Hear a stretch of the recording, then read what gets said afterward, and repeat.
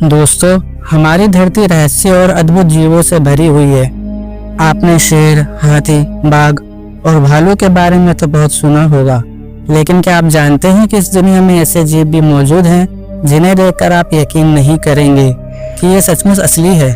कोई ऐसा है जो कभी बूढ़ा नहीं होता, कोई ऐसा है जो अपनी नाक से अजीब आवाजें निकालकर अपने साथी को बुलाता है, और कोई ऐसा भी है जो कैंसर जैसी बीमारी से हमें सुरक्षित रखता है।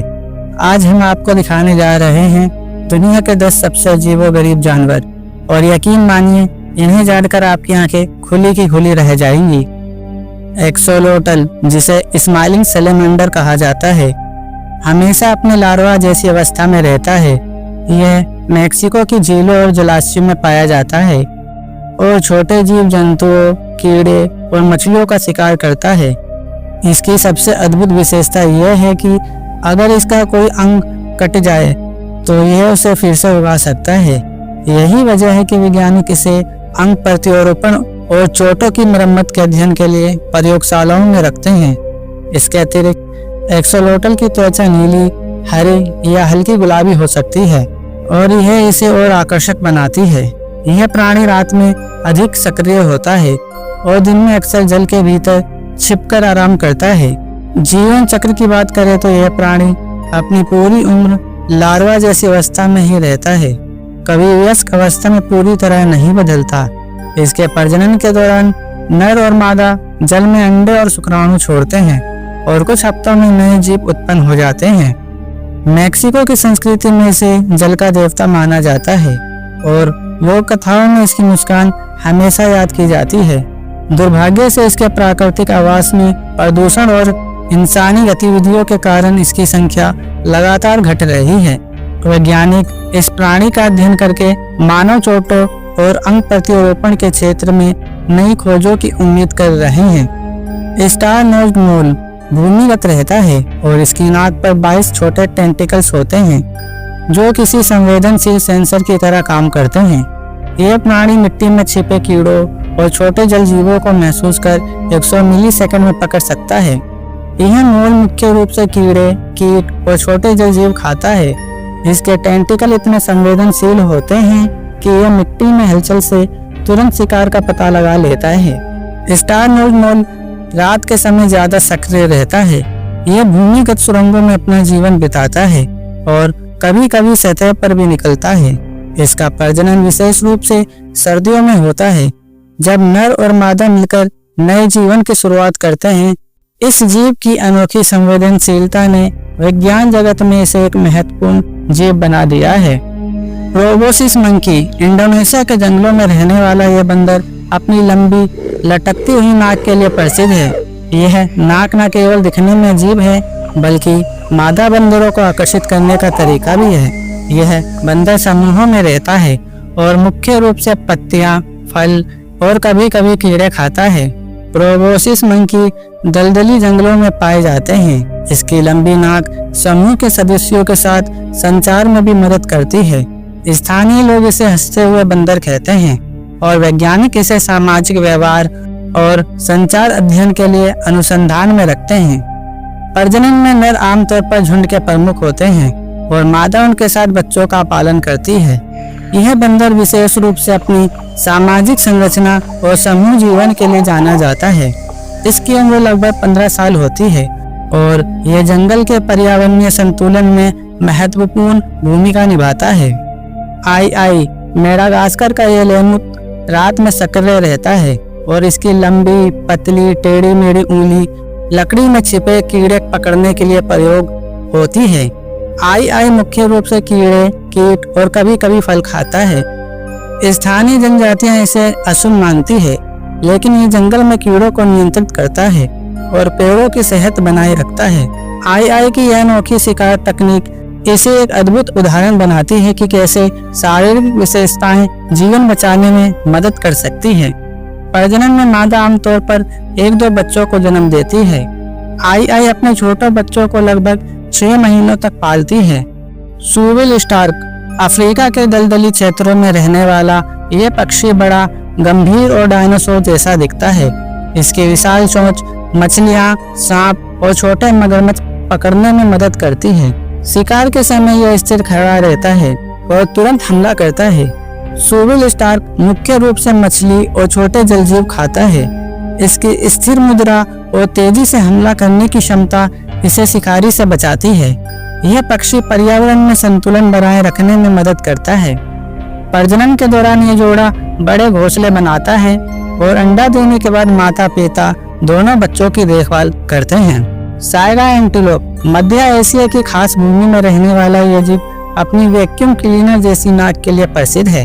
यह नाक गर्मियों में धूल और मिट्टी को फिल्टर करती है और सर्दियों में ठंडी हवा को गर्म करती है। साइगा एंटीलोप झुंड में रहता है और मुख्य रूप से घास, जड़ी बूटियों और पत्तियां खाता है।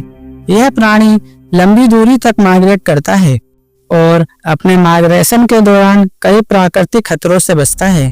नर और मादा प्रजनन के मौसम में मिलते हैं और मादा लगभग 4-6 महीने बाद 1 या 2 बच्चे को जन्म देती है। नवजात बच्चे जन्म के कुछ ही घंटों में चलना और दौड़ना सीख जाते हैं। इसकी यह अनोखी नाक और माइग्रेशन की आदतें इसे प्राकृतिक आवास की कठोर परिस्थितियों में जीवित रहने योग्य बनाती है। ओकापी जिराफ का करीबी रिश्तेदार है, जिसकी टांगों पर जेब्रा जैसी धारियां होती है। यह अफ्रीका के घने जंगलों में छुपकर रहता है और मुख्य रूप से पत्तियां, फल और छोटे पौधों के भागों को खाता है। ओकापी झाड़ियों में छुपकर शिकारी से बचता है और अक्सर अकेला या छोटे समूहों में रहता है। प्रजनन के दौरान मादा लगभग 16 महीने के गर्भकाल के बाद एक शावक को जन्म देती है। शावक अपने आप जंगल में छिपना सीखते हैं और कुछ ही महीनों में स्वतंत्र हो जाते हैं। इस प्राणी का अध्ययन वन्य जीव, जीव विज्ञान और संरक्षण में महत्वपूर्ण माना जाता है। इसकी छुपने की क्षमता और धीमी सजग चाल इसे जंगल के लिए आदर्श जीव बनाती है। पेंगोलिन का शरीर पूरी तरह स्केच से ढका होता है। खतरे में यह खुद को पूरी तरह गोल कर लेता है। यह मुख्य रूप से चींटियां और दीमक खाता है और अफ्रीका और एशिया के जंगलों में पाया जाता है। पेंगोलिन का प्रजनन धीमा होता है। मादा आमतौर पर 1-2 बच्चों को जन्म देती है। पेंगोलिन रात में सक्रिय रहते हैं और दिन में छुपकर आराम करते हैं। वैज्ञानिक पेंगोलिन का अध्ययन कर रहे हैं क्योंकि इसकी स्केल संरचना और जीवन शैली जैविक अनुसंधान के लिए अनोखी है। दुर्भाग्य से अवैध शिकार और व्यापार के कारण यह संकटग्रस्त प्रजाति है। इसके संरक्षण के प्रयास महत्वपूर्ण हैं क्योंकि यह जंगल में कीट नियंत्रण में सहायक है और पर्यावरणीय संतुलन बनाए रखता है। नेकेड मोल रेट झुर्रिया वाले और भूमिगत रहने वाले जीव हैं। ये कैंसर जैसी बीमारियों से सुरक्षित रहते हैं और कम ऑक्सीजन वाले वातावरण में भी जीवित रह सकते हैं। इस प्राणी का समाज अद्भुत है। इसमें एक क्वीन प्रमुख होती है और बाकी सदस्य उसकी सेवा करते हैं। यह जीव विज्ञान में अध्ययन के लिए महत्वपूर्ण है क्योंकि यह सामाजिक संरचना, उम्र बढ़ने की प्रक्रिया और रोग प्रतिरोधक क्षमता का अनोखा उदाहरण प्रस्तुत करता है। नेकेड मोल रेट भूमिगत सुरंगों में रहते हैं और मुख्य रूप से जड़ों और छोटे पौधों को खाते हैं। प्रजनन में क्वीन प्रमुख होती है और लगभग 5 से 20 बच्चों को जन्म देती है। युवा जीव धीरे धीरे पारिवारिक संरचना में शामिल होते हैं। टार्डिग्रेड बेहद सूक्ष्म जीव है। ये अंतरिक्ष, रेडिएशन, अत्यधिक ठंड और गर्मी जैसी कठोर परिस्थितियों में भी जीवित रह सकते हैं। इस जीव की क्षमता इसे अमर जीव बनाती है। टार्डिग्रेड वैज्ञानिकों के लिए जीवन की मूलभूत संरचना, अनुकूलन क्षमता और सूक्ष्म जीव विज्ञान के अध्ययन का अनमोल स्रोत है। यह सूक्ष्म लेकिन अत्यंत शक्तिशाली है और इसकी जीवित रहने की क्षमता शोध में नए दृष्टिकोण खोलती है। टार्डिग्रेड का जीवन चक्र छोटा होता है लेकिन यह तेजी से प्रजनन कर सकता है और कठोर परिस्थितियों में भी अपने डीएनए को सुरक्षित रख सकता है। वैज्ञानिक इसे जीवन की सीमा और अंतरिक्ष में जीवित रहने की क्षमता के अध्ययन के लिए प्रयोगशाला में रखते हैं। तो दोस्तों, ये थे दुनिया के 10 अजीब और गरीब जानवर। कोई अंग दोबारा उगा सकता है, कोई समूह में अनोखे तरीके से रहता है, कोई असाधारण नाक रखता है और कोई अंतरिक्ष जैसी कठोर परिस्थितियों में भी जीवित रह सकता है। ये सभी जीव हमें याद दिलाते हैं कि प्रकृति कितनी रहस्यमय और अद्भुत है। इंसान चाहे कितनी भी प्रगति कर ले, लेकिन प्रकृति की कल्पना और उसके चमत्कार हमेशा उससे कहीं आगे रहेंगे।